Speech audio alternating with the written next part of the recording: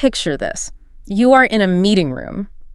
Maybe it is a glass-walled conference room in downtown Toronto, or a buzzing open plan office in London, or perhaps a graduate seminar somewhere in Sydney. You have prepared meticulously. You know your material inside out. Your grammar is impeccable. Your vocabulary is extensive. And you've rehearsed your key points in your head at least a dozen times. And then the moment arrives, you open your mouth, and everything comes out just slightly off. Not wrong, exactly, just not quite right. Your colleagues nod politely. Your professor tilts their head ever so slightly. And afterwards, one of your native-speaking friends says gently, "You know what you mean, but maybe try saying it like this." That feeling, that exquisite, maddening mix of confidence and inadequacy is something virtually every advanced English learner knows intimately. If that scenario resonates with you, you are absolutely in the right place today. Welcome back to the Learn English Lab YouTube channel. Oh, man. It's such a beautifully painful scenario to picture, isn't it? It really is. Because it just captures a frustration that is so incredibly specific to advanced learners. Like, we spend years focusing on the mechanics of the language, assuming that once the grammar is flawless, well, the finish line is crossed. Right, like you've won the race. Absolutely. But that is where the real complexity actually begins. I mean, that's where the hard work starts. Yeah, and that's why today is all about bridging that agonizing kind of invisible gap between being grammatically correct and feeling effortlessly natural. Definitively. Because we are digging into a wealth of sociolinguistic research for this deep dive to uncover why this happens. I mean, it is one thing to study rules and pass tests, but it is, another universe entirely to sit in a coffee shop or stand in that boardroom and feel like your true, authentic personality is coming through. Yeah, you're not just a translating machine anymore. Right. You are no longer just translating. You are trying to exist in a second language. Which brings us to a really fascinating sociolinguistic reality. It's something we can call the paradox of fluency. The paradox of fluency. I like that. Yeah. Here's the thing that most people simply fail to appreciate about advanced English learning. The closer you get to true fluency, the more invisible your remaining mistakes become to the untrained eye. Oh, okay. But paradoxically, those invisible mistakes become far more damaging. Wait, I have to push back on the word damaging. That sounds incredibly intense. It does sound harsh. Sure. Like, how can a tiny, almost imperceptible mistake be more damaging than a beginner completely butchering a sentence? Well, think about the psychological safety net we offer beginners. Okay, safety net. When you are a beginner, or even, an intermediate learner, your struggles are overt. You might struggle to find a word, or your accent might be very heavy. Native speakers expect errors in those interactions. Right, they see you working hard. Undeniably. They celebrate your effort, they actively work to fill in the gaps for you, and they smile encouragingly because, well, you are trying. They give you a ton of grace. They do. But when you are operating at a C1 or C2 level, when you are writing complex emails to senior colleagues, negotiating contracts, presenting dense research at international conferences. Or just simply trying to feel entirely at home in a new country. Literally that. When you're at that level, that safety net completely vanishes. Because you sound so good, they forget you are speaking a second language. Definitively. They process your speech as if you were a native speaker. So when those lingering, subtle mistakes occur, the listener doesn't attribute them to a lack of English proficiency. Oh, wow. Instead, they unconsciously attribute them to a lack of professional competence or, a lack of clarity in your thinking. So it costs you credibility. It really does. That is, it almost feels like a hidden penalty. You put in thousands of hours to reach a near native level, and your reward is that people judge you more harshly for the 1% you haven't mastered. Undoubtedly. It's totally unfair, but they cost you connection. Sometimes, in the most high-stakes environments, they can cost you the job or the promotion. That's terrifying. It is. In professional environments in the United States, the United Kingdom, Canada, Australia, people are making incredibly rapid judgments based on the subtle nuances of how you express yourself. Right. Sociolinguistic research consistently shows that vocabulary range and syntactic fluency are the two dimensions that most profoundly influence how non-native speakers are perceived by their peers. So if I am presenting my marketing strategy in that Toronto boardroom from the intro, and my data is bulletproof, but my phrasing is just slightly unnatural, the listeners might walk away feeling like I'm less authoritative, simply because of a linguistic hiccup. Yes, absolutely. The gap between sounding basically competent and sounding truly authoritative, is often not about your actual knowledge of the subject matter. Wow. It is about the fine-grained, split-second choices you make in how you construct the message. And the truly insidious part of this whole phenomenon is that these errors are not just random. Meaning they follow a pattern? Yes. We tend to think of mistakes as unpredictable failures, but they're actually remarkably predictable. Well, I guess that is the silver lining here. We are not fighting a ghost. Strictly speaking, no. We're fighting data. Right. We are looking at a highly predictable set of specific linguistic traps that show up again and again across dozens of different first languages and cultural backgrounds. Exactly. I mean, absolutely. These traps live in that highly nuanced territory between what is technically permitted by a grammar book and what a native speaker would naturally say. So let's look at the most pervasive trap first. Let's hear it. It is the one that causes the most immediate social friction, even if the speaker is completely unaware of it. It is the trap of the overly formal register. The register trap. The discrepancy between the vocabulary you choose and the social environment you are standing in. Definitively. I see this constantly with highly educated professionals. They reach into their mental dictionary and they pull out a massive academic word for a thoroughly mundane situation. It feels entirely counterintuitive to the learner, though, because you have spent years, maybe decades, building this massive, impressive vocabulary. You want to show it off. Right. You diligently learned words like subsequently, endeavor, pertaining to, and aforementioned. Those are heavy hitters. They are. You know how to spell them, you know how to conjugate around them, and in an academic essay or a formal business report, reaching for those words is undeniably the right choice. Sure, in writing. But then you take those words out into everyday spoken English. Yeah, and I always think of it like this.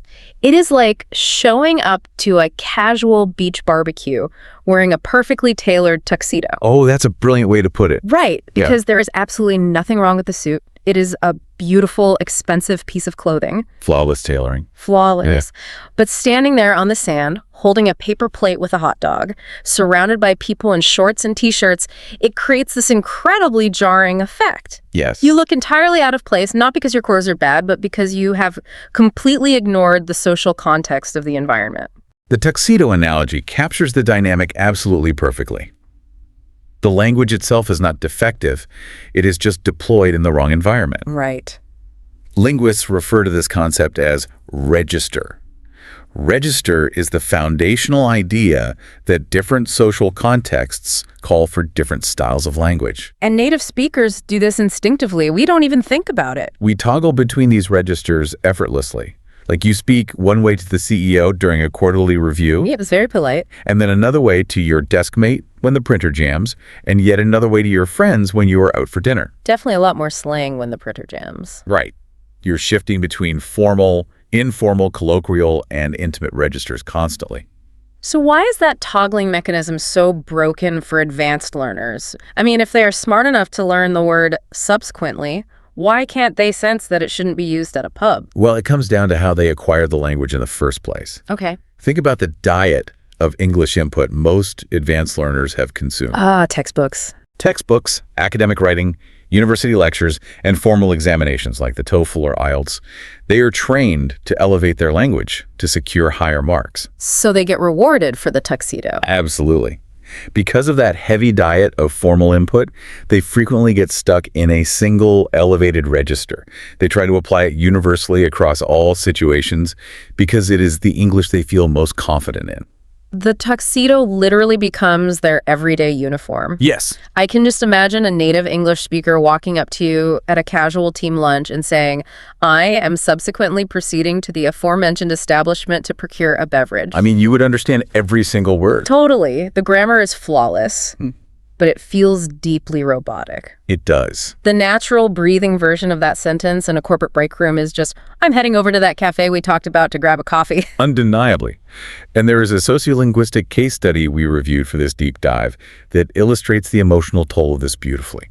It involves a data science student named Priya. Oh, yes. The student who moved to Scotland. That story encapsulates the tuxedo problem so well. It really does. So Priya is a brilliant student who moved from Mumbai to Edinburgh for her master's degree. A huge move. Huge. And by every measurable metric, She was at the absolute top of her class linguistically. She had scored a flawless 9 out of 9 on her IELTS exam. Which is incredibly hard to do. It's phenomenal. Her academic writing was eloquent, her grammar was impenetrable, but during her first few weeks at the university, she found herself feeling deeply isolated. Oh, man. Yeah, she was getting these puzzled, slightly distanced looks from her Scottish classmates during casual conversations in the student lounge. Because she was speaking in academic prose while her peers were just trying to connect. Like they're complaining about the rain and she's delivering a thesis. Accurately. It took a very perceptive flatmate to finally sit her down in the kitchen one night and say gently, "Priya, you sound like a textbook. It is not a bad thing, but just maybe loosen up a bit." Wow, you sound like a textbook. That is rough to hear, but so helpful. Priya later described it as one of the most clarifying moments of her entire language journey. I bet. She simply hadn't realized that there was a whole other English she needed to learn. She had mastered the English of the examination hall, but she was completely unequipped for the unscripted, spontaneous English of real life. You know, feedback like, "you sound like a textbook," is so rare in the wild, but so vital, because it highlights that fluency isn't just about accuracy, it is about social calibration. Definitively. Now, if this first trap is about using words that are too big and too formal, the next pattern we see takes us in the complete opposite direction. Yes, it does. We are moving from these massive complex vocabulary words down to the absolute smallest, seemingly simplest words in the entire English language. We are entering the notoriously difficult territory of the article system, the hidden code of a, an, and the. I find it wild that words with only 1, 2, or 3 letters can cause such disproportionate chaos for advanced learners. I mean, if you have mastered complex conditional clauses, why do these tiny words consistently trip you up? Well, if you are an advanced learner listening to this, you might be thinking you already know this. Right, I know a and the. And in straightforward binary cases, you absolutely do. You know to say, "I have a cat," when introducing the pet, and the cat is black when referring back to it. Simple enough. But the extreme subtlety that trips up sophisticated non-native speakers is that the English article system does not just dictate simple grammatical rules. It actually encodes a vast amount of invisible information. Okay, let's break down what you mean by invisible information. What is actually being communicated beneath the surface of, like, a 3-letter word? Articles encode shared knowledge, assumed context, and the specific perspective of the speaker. Let's look at a workplace scenario. Okay. What is the real difference between saying, "I spoke to a manager," and "I spoke to the manager"? On paper, both are 100% grammatically correct. Absolutely. Yeah. But let's look at the encoded context. If you say, "I spoke to a manager," the article A implies that the manager is not someone the listener already knows about. There are presumably several managers at this company, and you simply spoke to one of them. The identity of that specific person is irrelevant to the shared reality of your conversation. It is general. You are just reporting an interaction with a person holding that job title. Yes. But if I say, "I spoke to the manager." The word "the" instantly signals a shared reality. Okay. It implies there is a specific manager who is already an established part of the conversation's context. Perhaps you mentioned this person 5 minutes ago, or perhaps you and the listener both work at the same store, and there's undeniably only one manager in the building. So the article acts as a tiny, invisible beacon signaling to the listener, "Hey, check your memory banks. You already know who I'm talking about." That is a highly effective way to conceptualize it. Now, here's where it becomes a C2 level problem. Okay, lay it on me. Native speakers toggle between these choices intuitively, in literally milliseconds, without any conscious thought whatsoever. It is an automatic computation. We don't even blink. Right. Non-native speakers, even highly advanced ones, often have to pause, even for a fraction of a second, to compute that logic. To think, wait, does my listener know this manager? Exactly. I mean, strictly speaking, yes. Or they make a slightly wrong choice. And when they do, it creates a subtle but very perceptible break in the flow of communication. You know, I often wonder how native speakers process this without their brains just short-circuiting. If there is so much contextual data packed into a 3-letter word, how are we not mentally exhausted all the time? Because it is deeply hardwired into our linguistic intuition. It is like driving a manual transmission car. Oh, good analogy. When you first learn, you are consciously thinking about the clutch, the mirror, the gear shift, the turn signal. It requires all your cognitive load. We have to turn the radio down just to park. Right. But an experienced driver does all of that while having a complex conversation and navigating traffic. For a native speaker, article selection is automatic driving. For a non-native speaker, pausing to manually calculate, wait, is this shared knowledge or new knowledge? Yeah. Creates a stutter in the conversational rhythm. And it feels even more unfair when we look at idioms. Because with idiomatic expressions, all the logical rules about shared knowledge go completely out the window. No, they fly right out the window.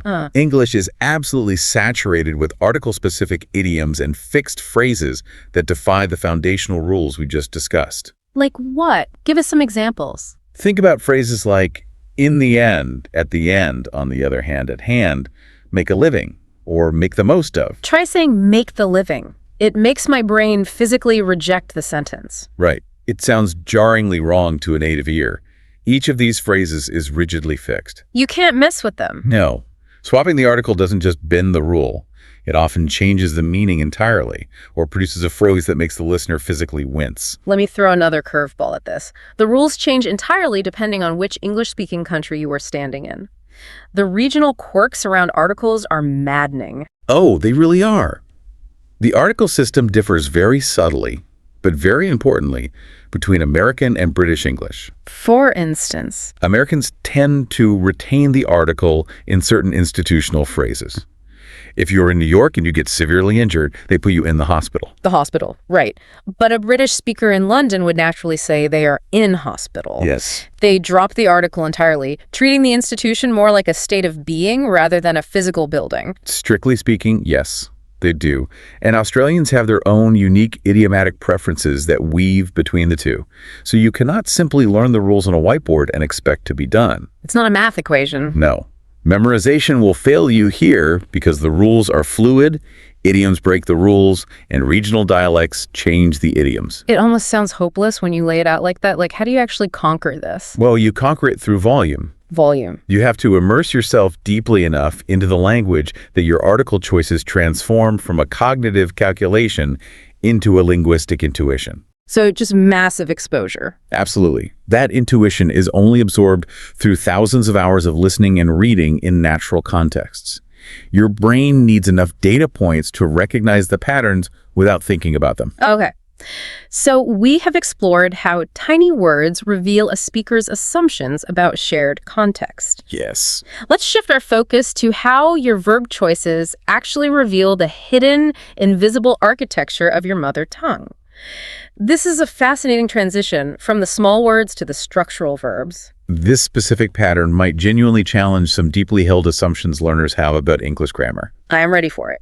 It is the overuse of the present progressive tense, specifically when the simple present would sound far more natural. Okay, just so we are all on the same page, the present progressive is the ing form. Like, I am running, she is talking. Action that is happening right now. Correct. The friction happens specifically with what linguists call stative verbs. Stative verbs. These are verbs that describe states of being, perception, emotion, and mental activity.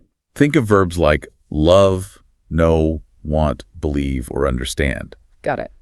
Now, in many languages around the world, languages like Portuguese, Spanish, Italian, Arabic, Hindi, and others, the equivalent of the present progressive tense is used very broadly. Oh. You can use it to describe general habits, long-term preferences, and ongoing emotional states. So if my native language is Spanish or Hindi, my brain is naturally wired to apply that ing structure to my feelings and states of being. Undeniably. I am essentially translating my internal reality through the lens of my mother tongue. Unquestionably, speakers of these languages unconsciously carry that structural pattern directly into English. And what does that sound like? It results in sentences like, I am loving this podcast, or she is knowing the answer already, or they are wanting to move abroad. Okay, let me stop you right there. Sure. Because I have to push back on this. I hear what you are saying about the rules, but I am holding the ultimate counterexample in my head. Let's hear it. What about the biggest fast food chain on the planet? McDonald's has spent billions of dollars blasting the slogan, I'm loving it, into our brains for decades. They have. So if it is so grammatically wrong to use a stative verb in the progressive tense, why does a massive corporation use it to sell burgers? That is a phenomenal pushback, and it is literally the exception that proves the rule. Really? How so? I'm loving it. Works as a marketing slogan specifically because it breaks the grammatical rule. Wait, they broke it on purpose? Definitively. Marketing relies on capturing attention. When you break a linguistic rule, it creates a tiny moment of cognitive friction in the brain. It sounds deliberately unusual, punchy, and catchy. Wow. They are essentially weaponizing the grammar mistake so the phrase sticks in your memory. Definitively. But if you try to pull that marketing trick into standard natural conversation, it falls flat. Right, because you're not a billboard. Exactly. Okay. I mean, absolutely. In normal conversational English, stative verbs almost never appear in the progressive form.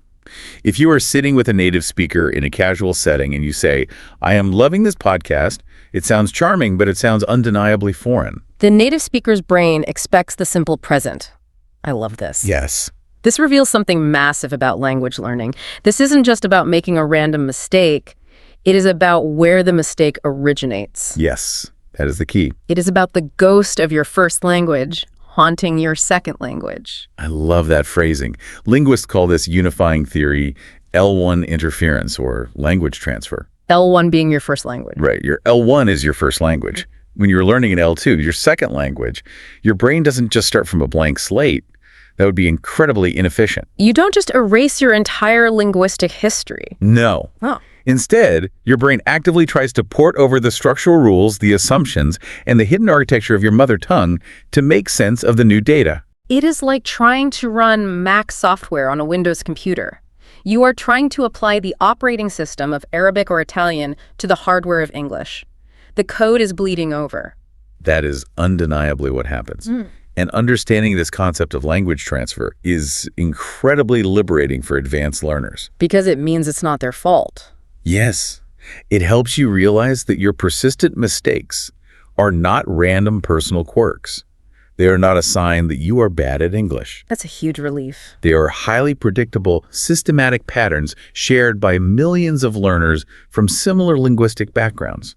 Your brain is just being incredibly efficient, attempting to reuse a tool that works perfectly in your native language. But English doesn't make it easy because English itself is a moving target. Oh, it is a constantly shifting landscape. The line between stative and dynamic verbs is not always impeccably clean, and it shifts over generations. Right. For example, 20 years ago, English teachers were very strict about the verb think. You were taught to say, "I think this is a good idea." Simple present. Right. But today, saying, "I am thinking about it," is perfectly natural in both American and British English. What about the phrase, "she is being difficult"? Be is the ultimate state of being verb. By the textbook rules, you shouldn't be able to use it in the progressive tense. But we do it constantly. We really do. "She is being difficult" is entirely natural when describing a temporary, ongoing behavior rather than a permanent personality trait. Right, it's not who she is forever, just in this meeting. Absolutely. So English, like all living languages, is not a static museum exhibit of rigid rules. It is shaped by daily usage, pop culture, media, and generational change. Which means reading a grammar book from 1995 is not going to help you sound natural today. Definitely not. You are studying a fossil instead of observing the living animal. The challenge is acquiring the current living state of native speaker intuition. Yes. And if we connect that idea of structural interference to our next pattern, it brings us to how our brains port over word pairs. If we transfer verb tenses, we absolutely transfer vocabulary partnerships. We do. And this is the pattern that advanced learners often find the most humbling. The most humbling, why? We are talking about the subtle dissonance of collocations. Collocations. For anyone who hasn't encountered this term in a linguistics class, let's define what these actually are. A collocation is simply a pair or a group of words that native speakers habitually use together. They are the natural, assumed partners of the language. For example, in American English, you make a decision. You do not take a decision. Accurately. You raise a question, you do not open a question. Right? You pay attention, you do not give attention. You run a risk, you do not do a risk. Wait, what about sports? In the Olympics, do you break a record or beat a record? I feel like I hear both. Actually, you can do both.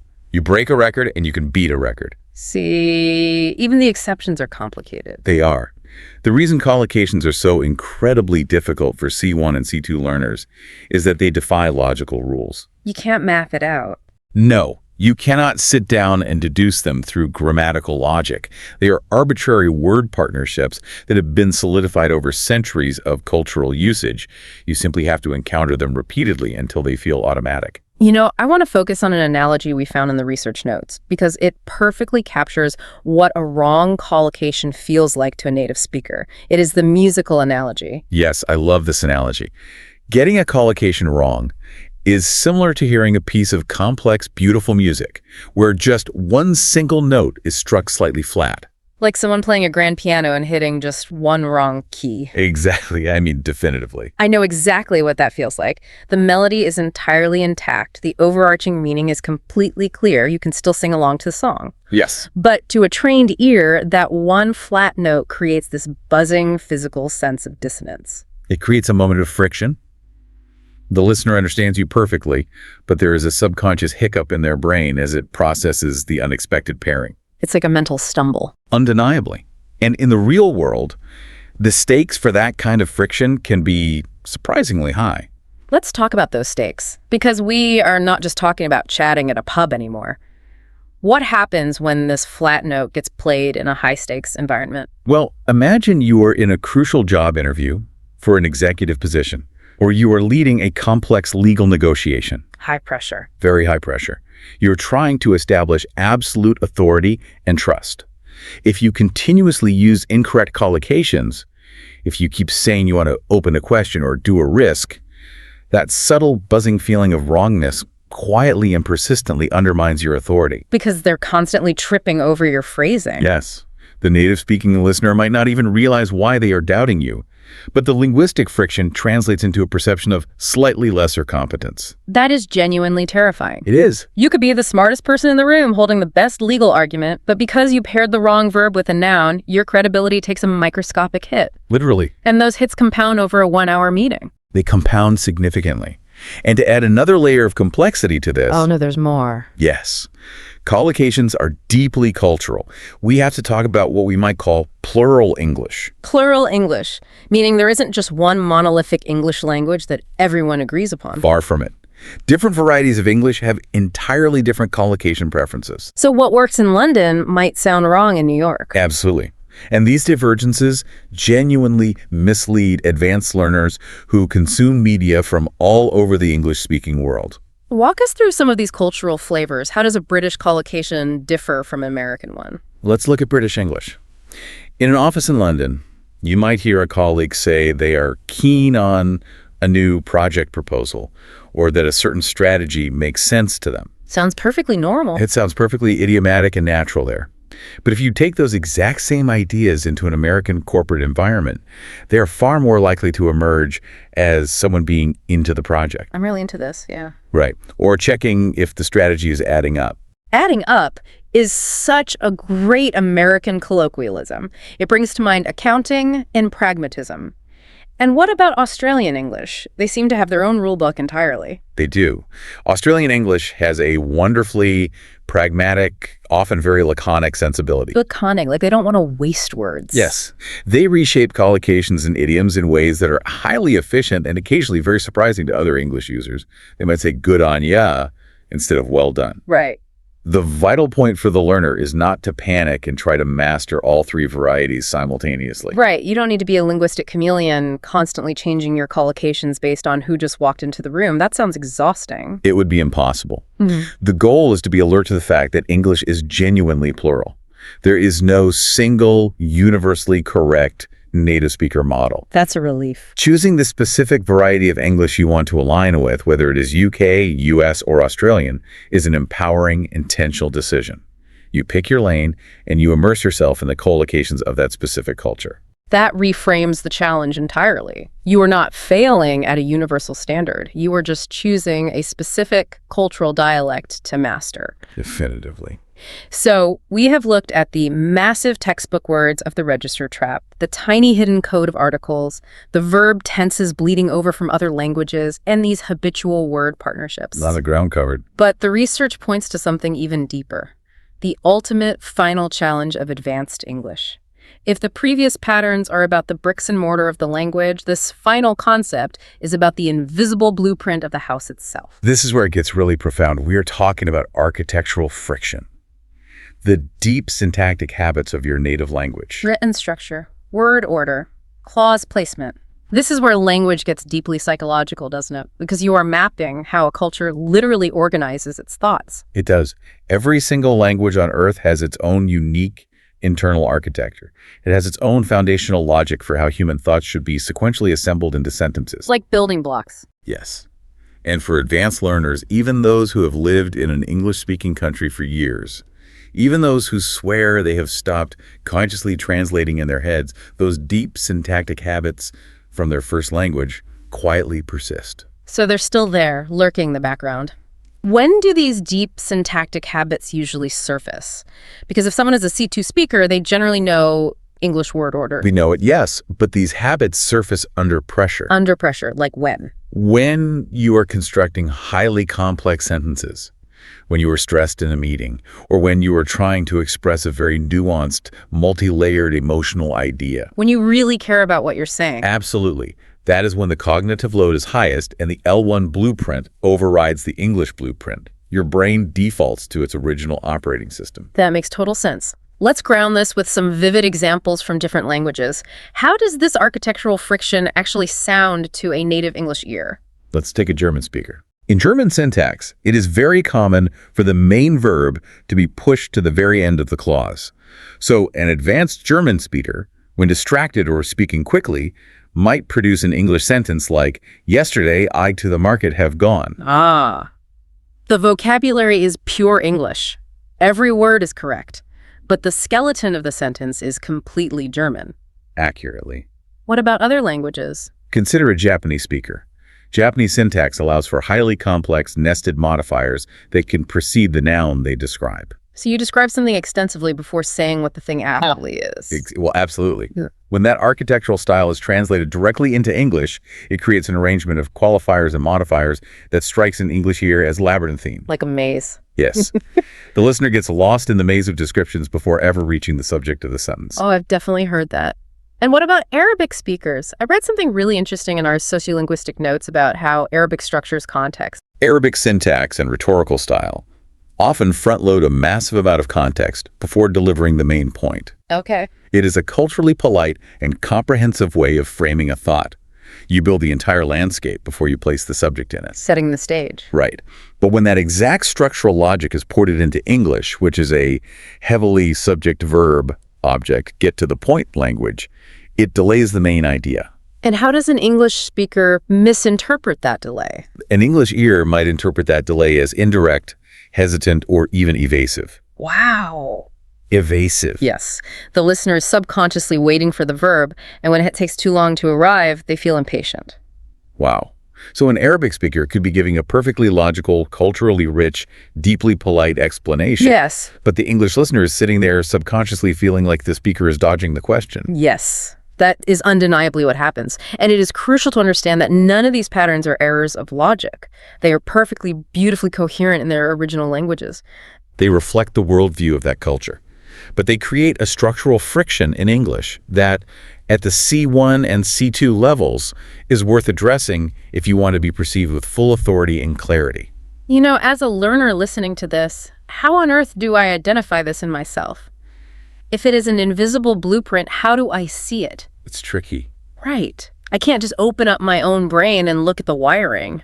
I assume most learners aren't walking around with a linguist correcting their syntax. No, they aren't. It requires a moment of intense, almost uncomfortable self-auditing. Self-auditing, how do we do that? The best method is to pull up something you wrote recently in English. Not a quick text message, but something substantial. A past email to a client, a project report, or a cover letter. Something with a bit of meat on the bone. Right. Read it back to yourself and ask this question with total brutal honesty. Does this sound completely naturally idiomatic, or does it just sound grammatically correct? Because there is a massive chasm between those two things. Grammatically correct just means you didn't break the rules. Naturally idiomatic means it flows like water. It sounds like something a native speaker would organically produce. That feeling of absolute certainty or the glaring absence of it is your internal compass. If you read your own email and feel a slight hesitation, a sense that a native speaker wouldn't phrase it quite like this, you have just located your architectural friction. Boom! There it is. Now that we have identified the friction, I refuse to leave the listener with just a diagnosis today. We can't do that. No. We have spent all this time tearing down the house and pointing out the faulty wiring, the register mismatches, the article glitches, the structural bleeding. It's a lot. It is time for the cure. How do we actually reprogram these deep-seated neurological linguistic habits? We need actionable tools. This is where the daily practical work begins. We have 3 highly specific tools to bridge this gap. The first is a direct remedy for the collocation problem we discussed earlier. Okay, what is it? It is called the Collocation Journal. The Collocation Journal. I am familiar with vocabulary journals, where you write down a list of new words and their translations. Is this different? Fundamentally different. A traditional vocabulary list is sterile. It is just a word and a definition, isolated from reality. It's like a dictionary entry. Right. A collocation journal requires you to write down the word partnerships in their complete, full context. Ah, context. If you are listening to a podcast or watching a film and you hear a phrase that strikes you as deeply natural, say, he completely glossed over the details. You don't just write down the word gloss. You write down the entire sentence. He completely glossed over the detail. Yes, you capture the environment the word lives in. You note the prepositions, the articles, the verbs that surround it, because collocations are deeply context dependent. You have to keep the family together. Absolutely. Stripping them down to bare pairs makes them infinitely harder for your brain to retain. By capturing the full sentence, you are building a personalized database of living English, completely moving away from those dry, sterile textbook lists. It is like taking a photograph of an animal in the wild, rather than looking at a sketch in a biology book. You see how it interacts with its environment, how it moves. That's a beautiful way to think of it. Let's move to the second tool, because this next one addresses the deeper structural issues, the architectural friction. The second tool is shadowing. Mm-hmm. And it is arguably the most powerful technique for addressing the register trap and the sentence structure friction simultaneously. I have tried this, and I have to admit it feels incredibly strange at first. Let's explain the mechanics of shadowing for someone who has never attempted it. Shadowing is the active process of mimicking a native speaker in real time. Okay. You find a piece of high-quality audio, a TED Talk, a news broadcast, or a well-produced podcast. You put in your headphones, you hit play, and you speak out loud a fraction of a second behind the speaker. You are essentially acting as their echo. I found that when I did it, it felt like acting. You are not just repeating the words mechanically. You are trying to match the entire performance of the speaker. You are trying to match every single nuance. You mimic their rhythm, their pausing, their breathing, their rising and falling intonation. It's a full-body exercise. It is. You are trying to internalize the physical, muscular feel of producing those sounds and structures in that exact sequence. Let me jump in here, though. Sure. Because if someone walks in on you doing this in your living room, you look completely ridiculous. You are pacing around, loudly mimicking a podcast host. You feel entirely ridiculous at first. It feels awkward and performative, Very. but that is specifically why it works. It bypasses your analytical brain, the part of you that wants to translate everything into your native syntax. And it forces your vocal cords and your neurological pathways to experience native English architecture directly. You just override the system. Exactly. I mean, definitively. If you dedicate just 10 minutes a day to shadowing, the results over a few months are genuinely transformative. You will find native-like sentence structures just slipping out of your mouth in casual conversation because your muscles have literally memorized the rhythm. It's muscle memory for your mouth and your brain, like practicing a scale on a piano until your fingers know where to go without you looking at the keys. Yes. And the third tool, how do we accelerate this process even further? The third tool is a cognitive shift. Linguists call it noticing practice. It is the transition from passive consumption to an active observational mode. So instead of just watching a Netflix show to find out what happens to the characters, you are watching it like a linguistic detective. You are looking for the clues. You periodically pull yourself out of the narrative Yeah. and ask active questions. How did that character just phrase that refusal? Right. What specific idiom did they use to express frustration?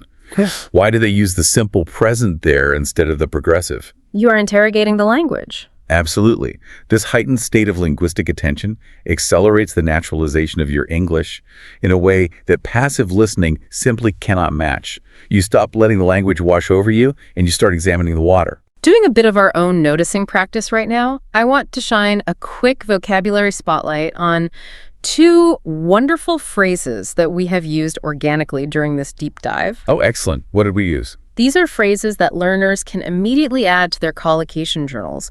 The first one is internalize. Ooh, good one. We used it when we were talking about article choices becoming automatic, and again with the shadowing technique, to internalize something. It is a phenomenal word. Native English speakers reach for it constantly, particularly in professional, psychological, and educational contexts. What does it really mean? It doesn't just mean to learn something. It means to absorb a concept so deeply and thoroughly that it ceases to be a conscious effort and becomes an automatic part of your thinking or behavior. You don't just learn the rules of driving. You internalize them. Right. And the second phrase was a phrasal verb, bleed into. We talked about how the patterns of your first language bleed into your English production. Lead into is wonderfully evocative. It conjures this vivid visual image of dye or ink spreading out on a piece of fabric. Like dropping food coloring into water. Yes, it describes the gradual, often unwanted and messy spread of one thing into another territory. L1 interference is literally your mother tongue bleeding into your second language. You hear it in other contexts, too. Undeniably, like his stress at work was starting to bleed into his family life. It is highly visual, deeply natural, and it is the kind of vivid expression that instantly elevates the texture of your spoken English. Elevates the texture. That is a great way to describe what we are aiming for here. We are not just trying to be correct. We are trying to be textured, nuanced, and authentic. Absolutely. We have covered the major traps from tuxedos on the beach to flat musical notes, and we have armed you with the collocation journal, the shadowing technique, and noticing practice. Now, as we bring this home, it is time for a moment of reflection. I want to ask the listener to pause for a second and visualize something very specific. Okay, visualize what? Think of one recurring, real-world context where you actively use English. Maybe it's the weekly update meeting with your global team. Maybe it is chatting with the other parents at your child's school gates. Or maybe it is writing project proposals. Hold that specific image in your mind. Got it. I have my scenario. Now look at the gap. At a gap. What is the distance between how you currently sound in that scenario and how you genuinely aspire to sound? How much of your true personality, your true humor, your true authority is getting lost in translation? Oof. It can be a very vulnerable thing to look at that gap, honestly. It is frustrating to know you are funnier or smarter or more commanding in your native language than you currently appear in English. It can be. But here is the provocative final thought I want to leave you with today. Let's hear it. You must fundamentally reframe how you view that gap. That gap is not a burden of shame. It is not a sign of failure. It is, in fact, a highly sophisticated cognitive achievement. Wait, feeling frustrated that my English isn't perfect is an achievement. Walk me through that logic. Think about it. To even perceive the gap, to realize that your perfectly grammatical sentence still sounds slightly unnatural, requires an incredibly high level of linguistic mastery. Oh, because beginners don't even know what they don't know. Exactly. I mean, strictly speaking, yes. Beginners do not see the gap. They're just happy to be understood. If you could feel the subtle buzzing of a wrong collocation or the slight friction of an unnatural syntax, it means your brain has reached a profound level of C1 or C2 sensitivity. Wow. That gap is a compass. It is pointing you directly toward your next level of growth. That shifts the entire perspective. The frustration isn't proof that you are failing. It is proof that your ear is finally sharp enough to hear the nuances. Undoubtedly. And you must also embrace the reality that absolute final mastery of English is an illusion. An illusion. English is a living, breathing, constantly evolving entity. It is shifting every day. The joy is not in reaching a finish line where you know every idiom and rule perfectly. The joy lies in the lifelong pursuit of connection and the continuous daily sharpening of your own linguistic intuition. It is a lifelong relationship with a living system. The frustration is the compass pointing forward. And every moment of intentional noticing, every time you write down a collocation in its full context or spend 10 minutes shadowing a podcast is a deliberate step forward. It absolutely is. So think back to that glass-walled conference room we started in. You are sitting there, your notes are ready, but this time you aren't just relying on grammar rules you memorized from a textbook. You're ready. You have internalized the rhythm. You have noticed the collocations. You have left the tuxedo at home. You open your mouth. And what comes out isn't just correct, it is undeniably, effortlessly you. That's the dream. That is the goal. And you have the tools to get there. Make sure you like, share, and subscribe to this Learn English Lab YouTube channel to keep building those tools. Thank you for taking this deep dive with us, and we will see you in the next one.